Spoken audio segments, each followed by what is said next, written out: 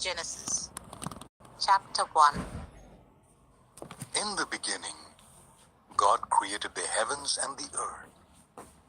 Now the earth was formless and empty. Darkness was over the surface of the deep, and the Spirit of God was hovering over the waters. And God said, "Let there be light." And there was light. God saw that the light was good, and He separated the light from the darkness.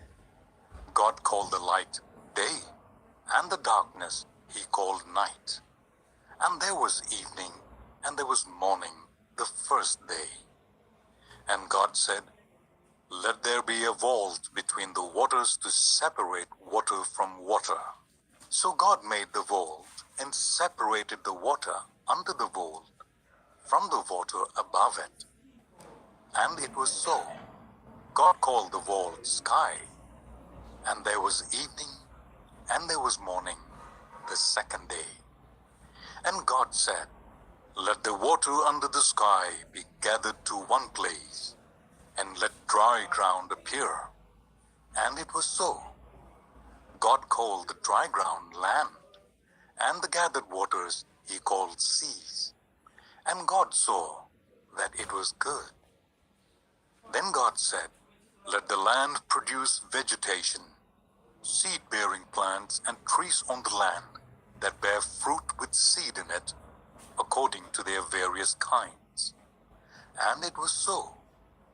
The land produced vegetation, plants bearing seed according to their kinds, and trees bearing fruit with seed in it according to their kinds.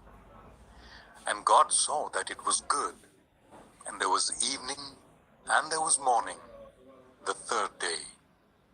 And God said, "Let there be lights in the vault of the sky, to separate the day from the night, and let them serve as signs to mark sacred times and days and years. And let them be lights in the vault of the sky, to give light on the earth." And it was so. God made two great lights, the greater light to govern the day, and the lesser light to govern the night. He also made the stars. God set them in the vault of the sky, to give light on the earth, to govern the day and the night, and to separate light from darkness. And God saw that it was good. And there was evening, and there was morning, the fourth day. And God said, "Let the water teem with living creatures, and let birds fly above the earth across the vault of the sky." So God created the great creatures of the sea and every living thing with which the water teems, and that moves about in it, according to their kinds, and every winged bird according to its kind. And God saw that it was good. God blessed them and said, "Be fruitful and increase in number, and fill the water in the seas, and let the birds increase on the earth." And there was evening, and there was morning, the fifth day. And God said, "Let the land produce living creatures according to their kinds, the livestock, the creatures that move along the ground, and the wild animals, each according to its kind." And it was so. God made the wild animals according to their kinds, the livestock according to their kinds, and all the creatures that move along the ground according to their kinds. And God saw that it was good.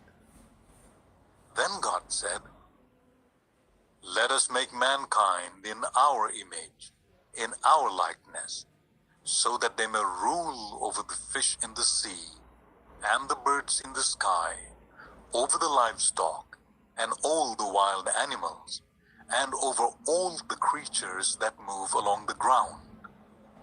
So God created mankind in His own image. In the image of God, He created them. Male and female, He created them. God blessed them and said to them, "Be fruitful and increase in number. Fill the earth and subdue it. rule over the fish in the sea, and the birds in the sky, and over every living creature that moves on the ground. Then God said, I give you every seed-bearing plant on the face of the whole earth, and every tree that has fruit with seed in it. They will be yours for food. And to all the beasts of the earth, and all the birds in the sky, and all the creatures that move along the ground, everything that has the breath of life in it, I give every green plant for food. And it was so. God saw all that he had made, and it was very good. And there was evening, and there was morning, the sixth day. Genesis 2. Thus the heavens and the earth were completed in all their vast array. By the seventh day, God had finished the work he had been doing. So on the seventh day he rested from all his work. Then God blessed the seventh day and made it holy, because on it he rested from all the work of creating that he had done. This is the account of the heavens and the earth when they were created, when the Lord God made the earth and the heavens. Now no shrub had yet appeared on the earth, and no plant had yet sprung up, for the Lord God had not sent rain on the earth, and there was no one to work the ground. But streams came up from the earth and watered the whole surface of the ground. Then the Lord God formed a man from the dust of the ground, and breathed into his nostrils the breath of life, and the man became a living being.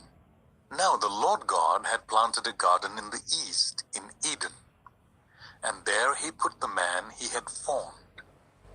The Lord God made all kinds of trees grow out of the ground, the trees that were pleasing to the eye and good for food. In the middle of the garden were the tree of life and the tree of the knowledge of good and evil. A river watering the garden flowed from Eden. From there, it was separated into 4 headwaters. The name of the first is the Pishon. It winds through the entire land of Havilah, where there is gold. The gold of that land is good. Aromatic raisin and onyx are also there. The name of the second river is the Gihon. It winds through the entire land of Cush. The name of the third river is the Tigris. It runs along the east side of Ashur. And the fourth river is the Euphrates. The Lord God took the man and put him in the Garden of Eden to work it and take care of it. And the Lord God commanded the man, You are free to eat from any tree in the garden, but you must not eat from the tree of the knowledge of good and evil. For when you eat from it, you will certainly die. The Lord God said, It is not good for the man to be alone. I will make a helper suitable for him. Now the Lord God had formed out of the ground all the wild animals and all the birds in the sky. He brought them to the man to see what he would name them, and whatever the man called each living creature, that was its name. So the man gave names to all the livestock, the birds in the sky, and all the wild animals. But for Adam, no suitable helper was found. So the Lord God caused the man to fall into a deep sleep. And while he was sleeping, he took one of the man's ribs and then closed up the place with flesh. Then the Lord God made a woman from the rib he had taken out of the man. And he brought her to the man. The man said, This is now bone of my bones and flesh of my flesh. She shall be called woman, for she was taken out of man. That is why a man leaves his father and mother and is united to his wife, and they become one flesh. Adam and his wife were both naked, and they felt no shame. Genesis 3. Now the snake was more crafty than any of the wild animals the Lord God had made. He said to the woman, "Did God really say you must not eat from any tree in the garden?" The woman said to the snake, "We may eat fruit from the trees in the garden, but God did say, you must not eat fruit from the tree that is in the middle of the garden, and you must not touch it, or you will die." "You will not certainly die," the snake said to the woman. "For God knows that when you eat from it, your eyes will be opened, and you will be like God, knowing good and evil." When the woman saw that the fruit of the tree was good for food, and pleasing to the eye, and also desirable for gaining wisdom, she took some and ate it. She also gave some to her husband who was with her, and he ate it. Then the eyes of both of them were opened, and they realized that they were naked. So they sewed fig leaves together and made coverings for themselves. Then the man and his wife heard the sound of the Lord God as he was walking in the garden in the cool of the day, and they hid from the Lord God among the trees of the garden. But the Lord God called to the man, "Where are you?"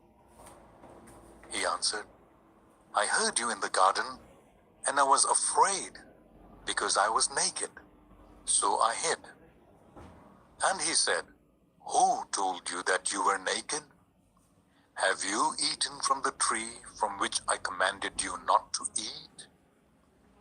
The man said, "The woman you put here with me, she gave me some fruit from the tree, and I ate it." Then the Lord God said to the woman, "What is this you have done?" The woman said, "The snake deceived me, and I ate."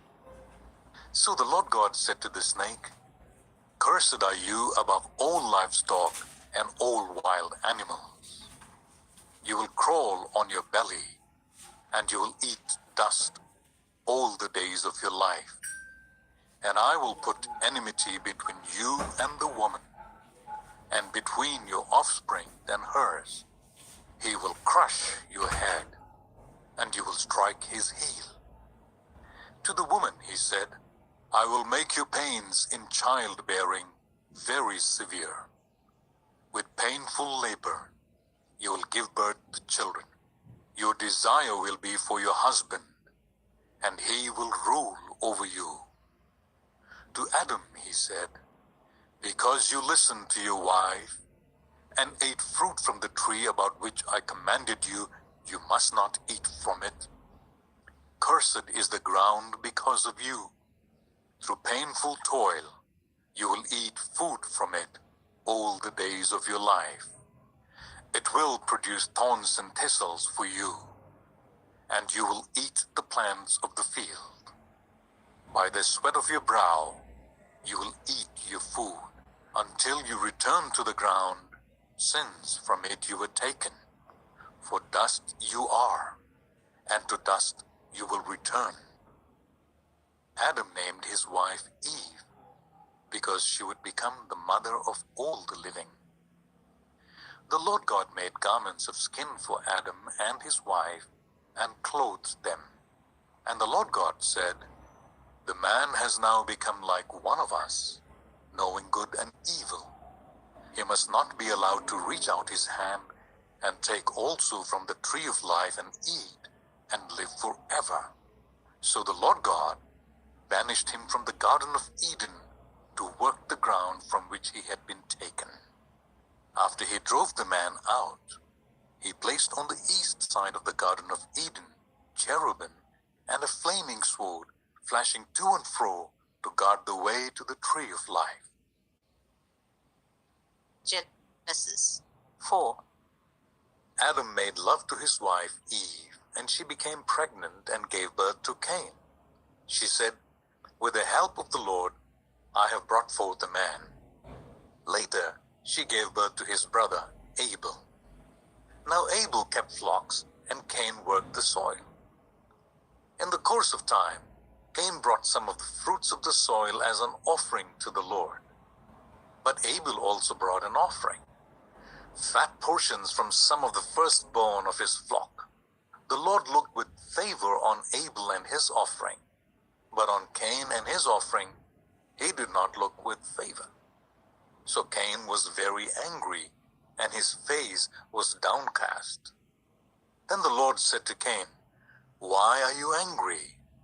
Why is your face downcast? If you do what is right, will you not be accepted? But if you do not do what is right, sin is crouching at your door. It desires to have you, but you must rule over it." Now Cain said to his brother Abel, "Let's go out to the field." While they were in the field, Cain attacked his brother Abel and killed him. Then the Lord said to Cain, "Where is your brother Abel?" "I don't know," he replied. "Am I my brother's keeper?" The Lord said, "What have you done? Listen, your brother's blood cries out to me from the ground. Now you are under a curse and driven from the ground which opened its mouth to receive your brother's blood from your hand. When you work the ground, it will no longer yield its crops for you. You will be a restless wanderer on the earth." Cain said to the Lord, "My punishment is more than I can bear. Today you're driving me from the land, and I will be hidden from your presence. I will be a restless wanderer on the earth, and whoever finds me will kill me." But the Lord said to him, "Not so. Anyone who kills Cain will suffer vengeance 7 times over." Then the Lord put a mark on Cain, so that no one who found him would kill him. So Cain went out from the Lord's presence and lived in the land of Nod, east of Eden. Cain made love to his wife, and she became pregnant and gave birth to Enoch. Cain was then building a city, and he named it after his son, Enoch. To Enoch was born Irad, and Irad was the father of Mehujael, and Mehujael was the father of Methushael, and Methushael was the father of Lamech. Lamech married 2 women, one named Ada, and the other Zillah. Ada gave birth to Jabal, and he was the father of those who lived in tents and raised livestock. His brother's name was Jubal. He was the father of all who played stringed instruments and pipes. Zillah also had a son, Tubal-Cain, who forged all kinds of tools out of bronze and iron. Tubal-Cain's sister was Naamah. Lamech said to his wives Ada and Zillah, "Listen to me. Wives of Lamech, hear my words. I have killed a man for wounding me, a young man for injuring me. If Cain is avenged 7 times, then Lamech 77 times." Adam made love to his wife again, and she gave birth to a son and named him Seth, saying, "God has granted me another child in place of Abel, since Cain killed him." Seth also had a son, and he named him Enosh. At that time, people began to call on the name of the Lord. Genesis 5. This is the written account of Adam's family line. When God created mankind, he made them in the likeness of God. He created them male and female and blessed them. And he named them mankind when they were created. When Adam had lived 130 years, he had a son in his own likeness, in his own image, and he named him Seth. After Seth was born, Adam lived 800 years and had other sons and daughters. Altogether, Adam lived a total of 930 years, and then he died. When Seth had lived 105 years, he became the father of Enosh. After he became the father of Enosh, Seth lived 807 years and had other sons and daughters. Altogether, Seth lived a total of 912 years, and then he died. When Enosh had lived 90 years, he became the father of Canaan. After he became the father of Canaan, Enosh lived 815 years and had other sons and daughters. Altogether, Enosh lived a total of 905 years, and then he died. When Canaan had lived 70 years, he became the father of Mahalalel. After he became the father of Mahalalel, Canaan lived 840 years and had other sons and daughters. Altogether, Canaan lived a total of 910 years, and then he died. When Mahalalel had lived 65 years, he became the father of Jared. After he became the father of Jared, Mahalalel lived 830 years and had other sons and daughters. Altogether, Mahalalel lived a total of 895 years, and then he died. When Jared had lived 162 years, he became the father of Enoch. After he became the father of Enoch, Jared lived 800 years and had other sons and daughters. Altogether, Jared lived a total of 962 years, and then he died. When Enoch had lived 65 years, he became the father of Methuselah. After he became the father of Methuselah, Enoch walked faithfully with God 300 years and had other sons and daughters. Altogether, Enoch lived a total of 365 years. Enoch walked faithfully with God. Then he was no more, because God took him away. When Methuselah had lived 187 years, he became the father of Lamech. After he became the father of Lamech, Methuselah lived 782 years and had other sons and daughters. Altogether, Methuselah lived a total of 969 years, and then he died. When Lamech had lived 182 years, he had a son. He named him Noah and said, "He will comfort us in the labor and painful toil of our hands caused by the ground the Lord had cursed." After Noah was born, Lamech lived 595 years and had other sons and daughters. Altogether, Lamech lived a total of 777 years, and then he died. After Noah was 500 years old, he became the father of Shem, Ham, and Japheth. Genesis 6. When human beings began to increase in number on the earth, and daughters were born to them, the sons of God saw that the daughters of humans were beautiful, and they married any of them they chose. Then the Lord said, "My spirit will not contend with humans forever, for they are mortal. Their days will be 120 years. The Nephilim were on the earth in those days, and also afterwards. When the sons of God went to the daughters of humans and had children by them, they were the heroes of old, men of renown. The Lord saw how great the wickedness of the human race had become on the earth, and that every inclination of the thoughts of the human heart was only evil all the time. The Lord regretted that he had made human beings on the earth, and his heart was deeply troubled. So the Lord said, "I will wipe from the face of the earth the human race I have created, and with them the animals, the birds, and the creatures that move along the ground, for I regret that I have made them." But Noah found favor in the eyes of the Lord. This is the account of Noah and his family. Noah was a righteous man, blameless among the people of his time, and he walked faithfully with God.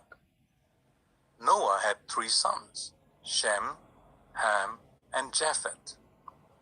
Now the earth was corrupt in God's sight and was full of violence. God saw how corrupt the earth had become, for all the people on earth had corrupted their ways. So God said to Noah, I'm going to put an end to all people, for the earth is filled with violence because of them. I'm surely going to destroy both them and the earth. So make yourself an ark of cypress wood. Make rooms in it and coat it with pitch inside and out. This is how you're to build it. The ark is to be 300 cubits long, 50 cubits wide, and 30 cubits high. Make a roof for it, leaving below the roof an opening 1 cubit high all around. Put a door in the side of the ark and make it lower, middle, and upper decks. I'm going to bring floodwaters on the earth to destroy all life under the heavens, every creature that has the breath of life in it. Everything on earth will perish. But I will establish my covenant with you, and you will enter the ark, you and your sons, and your wife, and your sons' wives with you. You are to bring into the ark 2 of all living creatures, male and female, to keep them alive with you. 2 of every kind of bird, of every kind of animal, and of every kind of creature that moves along the ground will come to you to be kept alive. You are to take every kind of food that is to be eaten and store it away as food for you and for them. Noah did everything just as God commanded him. Genesis 7. Then the Lord said to Noah, Go into the ark, you and your whole family, because I have found you righteous in this generation. Take with you 7 pairs of every kind of clean animal, a male and its mate, and 1 pair of every kind of unclean animal, a male and its mate, and also 7 pairs of every kind of bird, male and female, to keep their various kinds alive throughout the earth. 7 days from now, I will send rain on the earth for 40 days and 40 nights, and I will wipe from the face of the earth every living creature I have made. And Noah did all that the Lord commanded him. Noah was 600 years old when the flood waters came on the earth. And Noah and his sons and his wife and his sons' wives entered the ark to escape the waters of the flood. Pairs of clean and unclean animals, of birds and of all creatures that moved along the ground, male and female, came to Noah and entered the ark, as God had commanded Noah. And after the 7 days, the floodwaters came on the earth. In the 600th year of Noah's life, on the 17th day of the 2nd month, on that day all the springs of the great deep burst forth, and the floodgates of the heavens were opened, and rain fell on the earth for 40 days and 40 nights. On that very day, Noah and his sons, Shem, Ham, and Japheth, together with his wife and the wives of his 3 sons, entered the ark. They had with them every wild animal according to its kind, all livestock according to their kinds, every creature that moves along the ground according to its kind, and every bird according to its kind, everything with wings. Pairs of all creatures that have the breath of life in them came to Noah and entered the ark. The animals going in were male and female of every living thing, as God had commanded Noah. Then the Lord shut him in. For 40 days the flood kept coming on the earth, and as the waters increased, they lifted the ark high above the earth. The waters rose and increased greatly on the earth, and the ark floated on the surface of the water. They rose greatly on the earth, and all the high mountains under the entire heavens were covered. The waters rose and covered the mountains to a depth of more than 15 cubits. Every living thing that moved on land perished: birds, livestock, wild animals, all the creatures that swarm over the earth, and all mankind. Everything on dry land that had the breath of life in its nostrils had died. Every living thing on the face of the earth was wiped out. People and animals and the creatures that move along the ground and the birds were wiped from the earth. Only Noah was left, and those with him in the ark. The waters flooded the earth for 150 days. Genesis 8. But God remembered Noah and all the wild animals and the livestock that were with him in the ark. And he sent a wind over the earth, and the waters receded. Now the springs of the deep and the floodgates of the heavens had been closed, and the rain had stopped falling from the sky.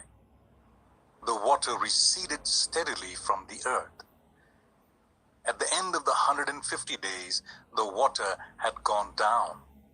And on the 17th day of the 7th month, the ark came to rest on the mountains of Ararat. The waters continued to recede until the 10th month. And on the first day of the 10th month, the tops of the mountains became visible.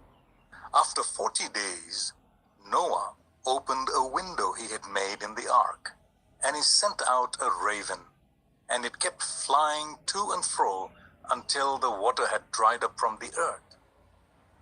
Then he sent out a dove to see if the water had receded from the surface of the ground.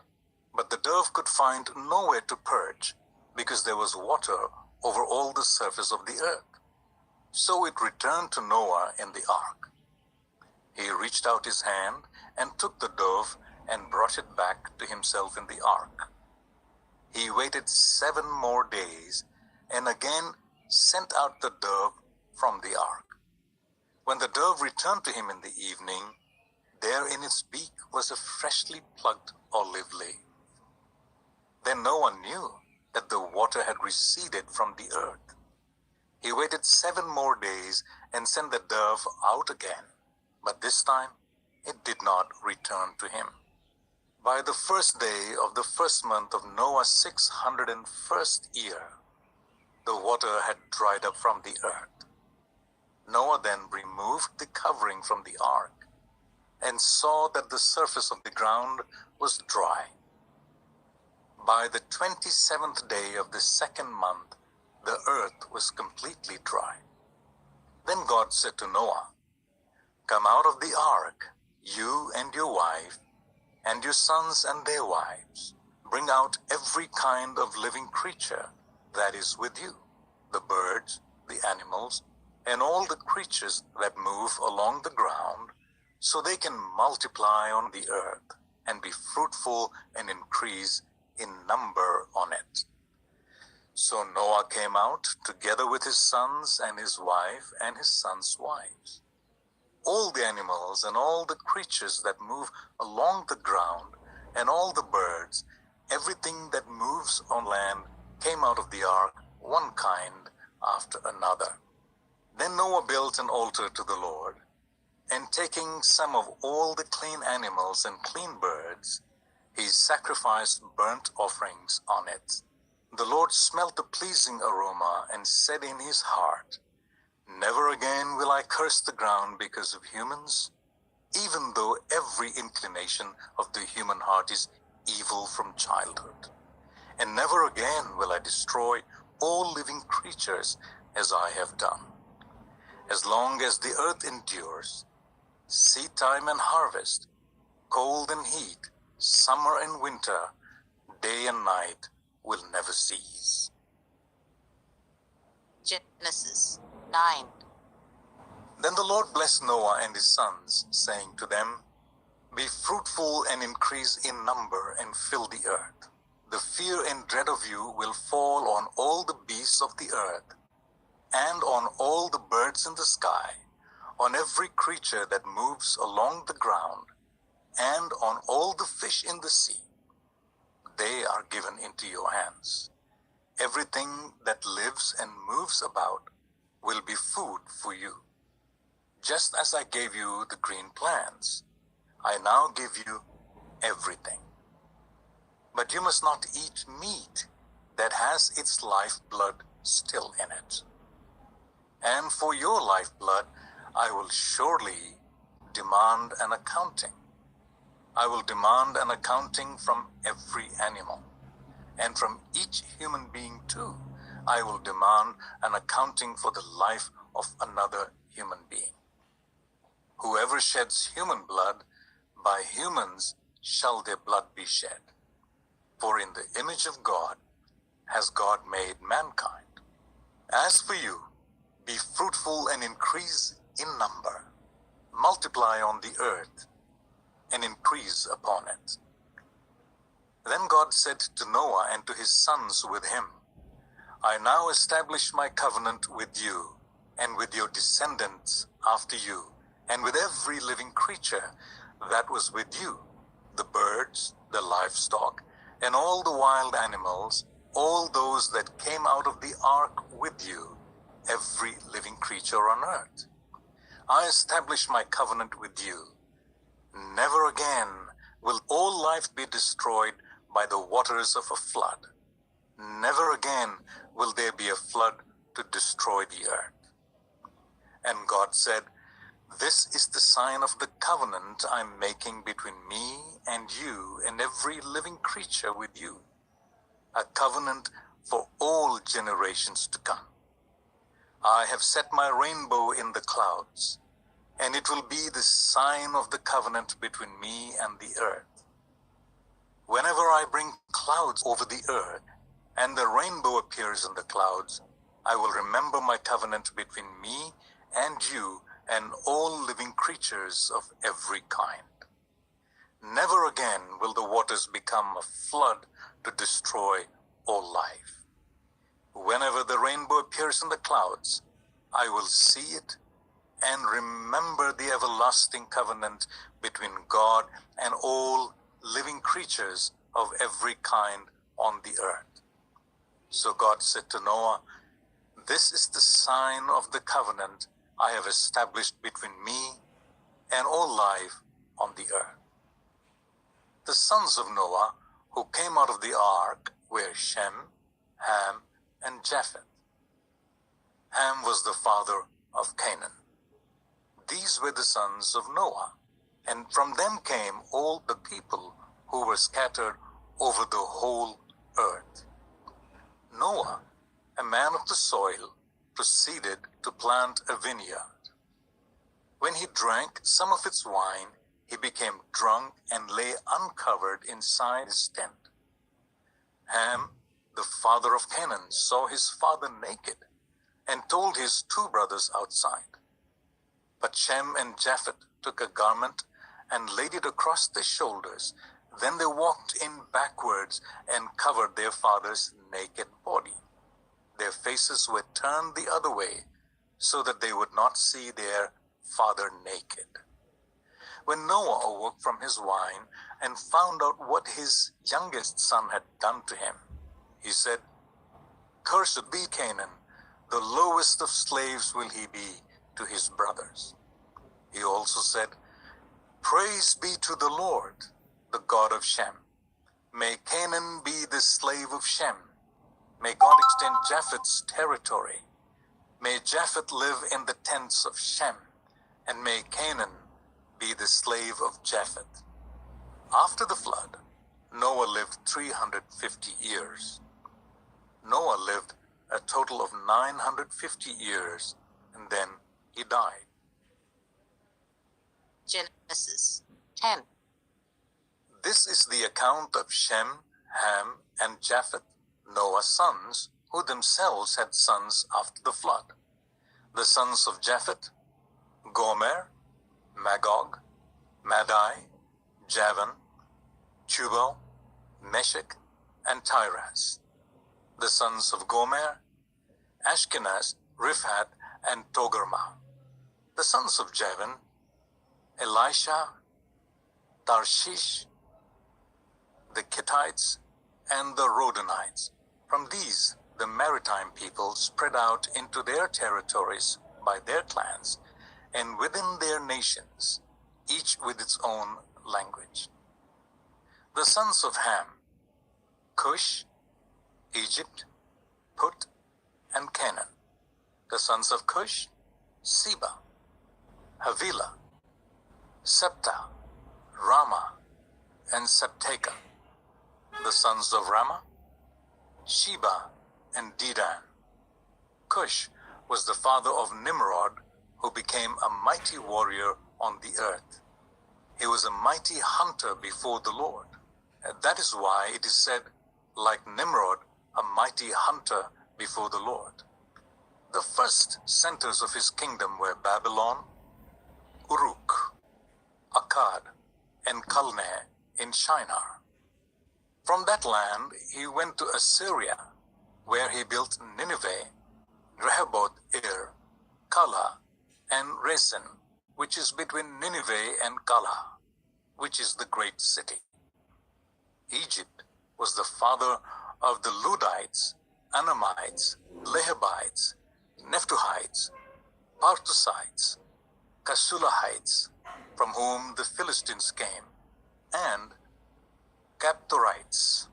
Canaan was the father of Sidon, his firstborn, and of the Hittites, Jebusites, Amorites, Girgashites, Hivatites, Architites, Sinites, Arvadites, Zemaratites, and Hamathites. Later the Canaanite clans scattered, and the borders of Canaan reached from Sidon towards Gerar, as far as Gaza, and then towards Sodom, Gomorrah, Admah, and Zeboim, as far as Lasha.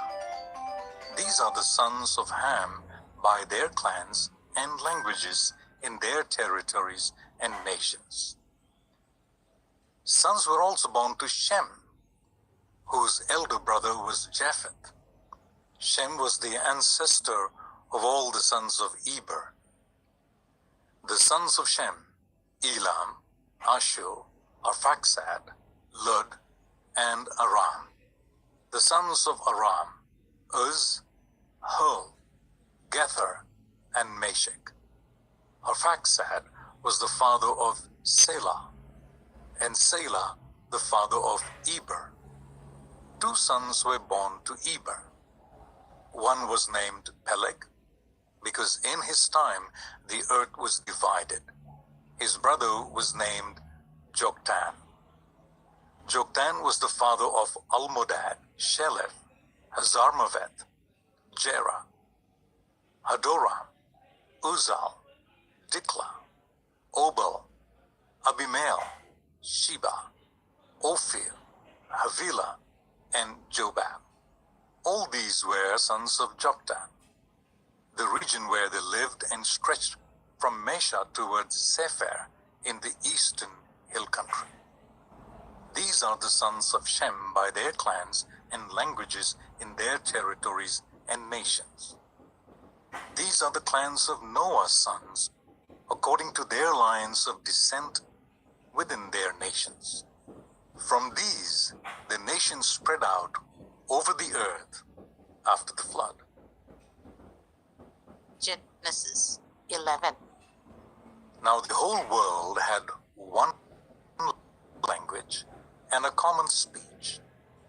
As people moved eastward, they found a plain in Shinar and settled there. They said to each other, "Come, Let's make bricks and bake them thoroughly. They used bricks instead of stone, and bitumen for mortar. Then they said, Come, let us build ourselves a city with a tower that reaches to the heavens, so that we may make a name for ourselves. Otherwise we will be scattered over the face of the whole earth. But the Lord came down to see the city and the tower the people were building. The Lord said, If as one people speaking the same language they have begun to do this, then nothing they plan to do will be impossible for them. Come, let us go down and confuse their language, so they will not understand each other. So the Lord scattered them from there over all the earth, and they stopped building the city. That is why it was called Babel, because there the Lord confused the language of the whole world. From there the Lord scattered them over the face of the whole earth. This is the account of Shem's family line. 2 years after the flood, when Shem was 100 years old, he became the father of Arphaxad. And after he became the father of Arphaxad, Shem lived 500 years and had other sons and daughters. When Arphaxad had lived 35 years, he became the father of Shelah. And after he became the father of Shelah, Arphaxad lived 403 years and had other sons and daughters. When Shelah had lived 30 years, he became the father of Eber.